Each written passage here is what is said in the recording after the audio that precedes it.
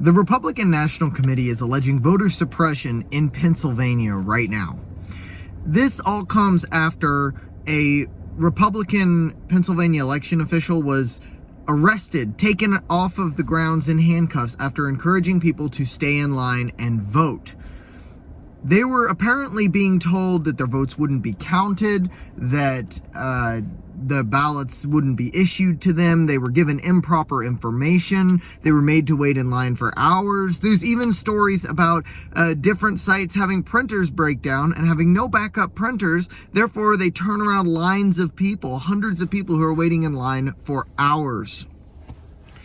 Pennsylvania is the most consequential swing state. It has the most electoral votes of any of the swing states. And the fact that this is happening there, a place that was hotly contested in 2020, the results, that is, Texas versus Pennsylvania comes to mind. That case that the Supreme Court refused to hear, that in my opinion, they absolutely should have heard. It would have simmered down a lot of people if the Supreme Court had agreed to hear that. And I think the January 6th probably wouldn't have happened.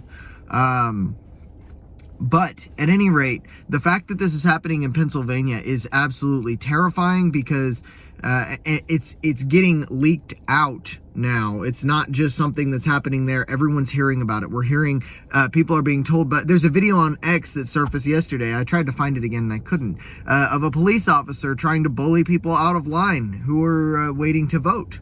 They're being told, they're just being told your vote's not gonna count. Just go ahead and leave. Get out of line.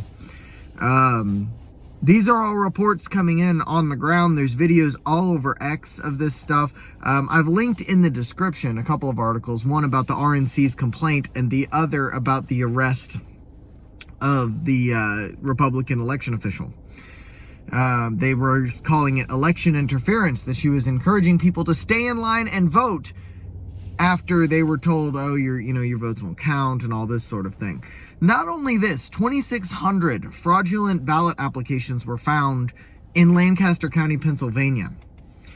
Shortly after, another set of these fraudulent ballot applications, tens of thousands by all counts, several thousand for sure, but they're saying as many as tens of thousands were found in different county in Pennsylvania. This is very concerning. Now, let's assume, all this after, of course, Josh Shapiro, the governor of Pennsylvania, said, oh, great, wonderful, smooth and easy election process, no difficulties, blibbity blobbity blue. Well, this is very concerning. Whether, let's assume for the sake of argument that the election officials in Pennsylvania take care of everything, nothing untoward happens in the grand scheme of things. Maybe there's 10 fraudulent votes and that's it. Let's assume that happens, which I think is highly unlikely, but we'll assume it.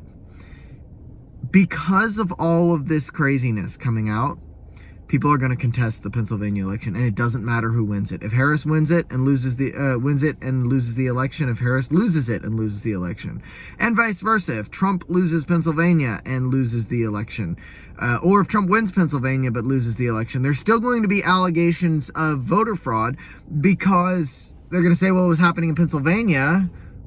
Where else was it happening? And by they, I mean whoever loses. I'm not relegating this to one side of the argument. I think that there will definitely be an outrage no matter what because of Pennsylvania.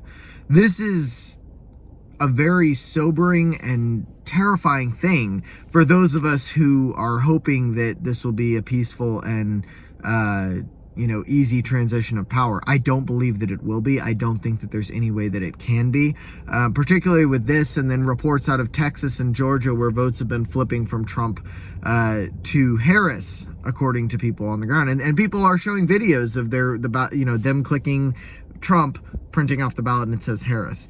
Those concerns were addressed in Georgia. In fact, the Georgia Elections Commission put out a statement about it and said this was taken care of. It was an issue with one machine. It wasn't, this never happened. It was, we took care of it. So then it was happening. And how many votes were flipped before somebody noticed? Again, it could be an inconsequential number. We may not know. But the thing is, the fact that it's been happening at all is so concerning. People are going to contest the election because of it. Now, in my opinion, it should be one election day, in person, paper ballots, hand counted, 3 election officials, one from each party and an independent of each major party and an independent, counting those votes, and that's the way to do it. I know that's not going to eliminate all voter fraud, but it'll take out a good chunk of it. I don't see any other way to do this, and I don't understand why we aren't doing this already. The contention around this is, if I'm not a Civil War person, okay? I'm not a Tim Pool. I'm not sitting here saying we're going to have a Civil War. What I am saying is that you're going to cause far more problems by allowing this to continue and having elections that have even the appearance of any kind of fraud. Be ready for a lot of crazy things to happen. I hope nothing crazy happens, but be ready for it. That's about all.